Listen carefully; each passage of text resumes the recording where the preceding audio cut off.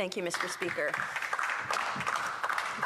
So for those who are watching this morning, what we're seized with in Parliament is recommendations in a report around that could relate to building housing. My colleague from Parry Sound Muskoka just outlined some of the how we could potentially build more housing in Canada. What I would like to do this morning is hopefully, for everybody who's here, outline the why. Both with stories from my community, but also a personal story. So if you look on CBC News this week, there's a story, it was posted on June the 8th, and it says, kind of dehumanizing what it's like trying to find a decent place to rent in Calgary these days. In January of this year, Calgary saw rents increase by 22%. That was the largest increase in the country. And now if you look in my riding, there's virtually nothing to rent that's under $2,000 unless you're looking to rent a room. So if you think about somebody who is trying, even just a single person, to find a room and you can't find it, and then your rent has increased by 22%, it's pretty crazy. It is dehumanizing. And when people talk about crime, oh, we need to address crime, or we need to address addiction, if we are not affording people the dignity of a safe place to live that they can afford, we are never going to address those problems.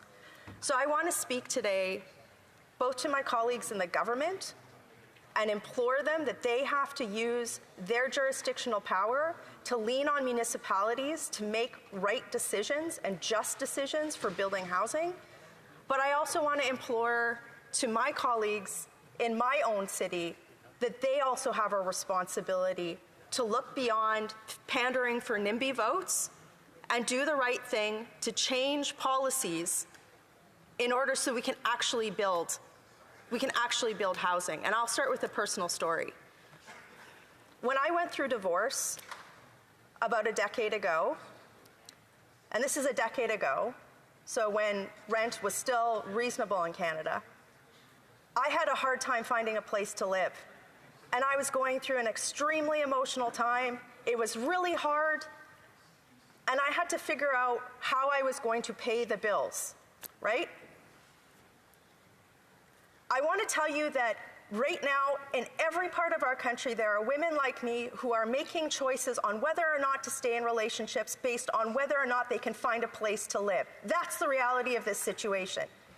There are people with families who are trying to figure out how they can come together in a very small living space because they can't afford to live separately. And then in those situations, nobody wants to rent to them. When we're talking about homelessness today, I think all of us have this sort of Hollywood notion of what homelessness means, but we are now living in a country where homelessness is pervasive, and it's across every demographic, every gender, and it's in every one of our backyards. So when I hear from colleagues or supporters things like, well, we just need to look at brownfield development. Are you kidding me? These are our neighbors. These are our fellow humans. Or I don't know, I think those townhomes would change the character of my community. You know what? I live in a multi-family unit in Calgary. I rent.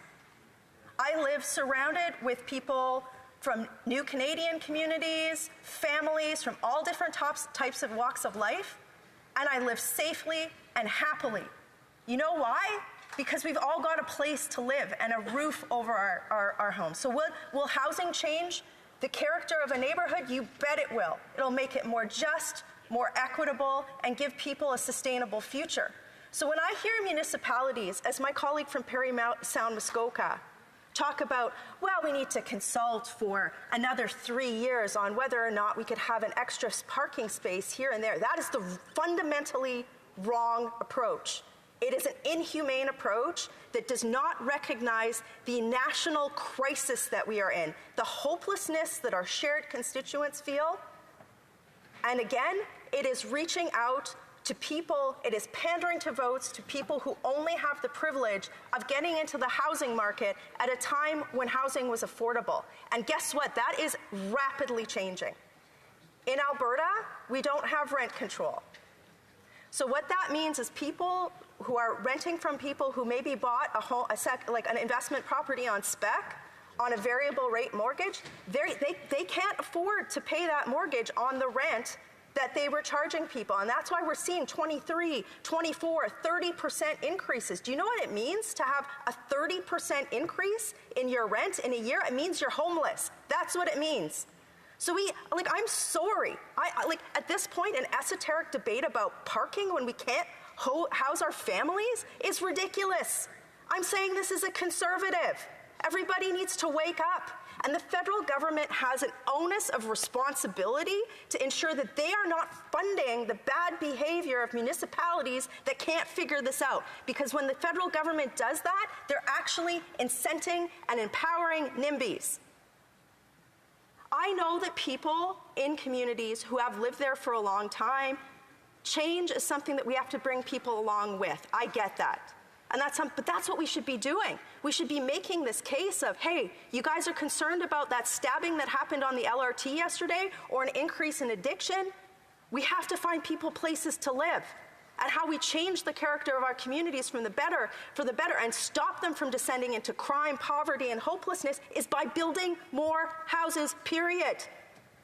And I know and I believe firmly in my heart the compassion and caring of the people in my community, that even though they may have concerns about building townhomes, that when leaders stand up and ask them, hey, please come along with us because there's so much at stake for us not to do that, that they will come along. But leaders have to stand up and do that first. And I am standing up here and I am proudly saying we need to build more houses.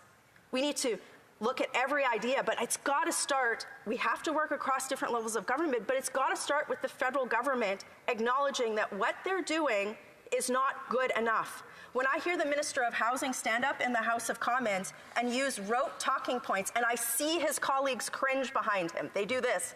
Ooh.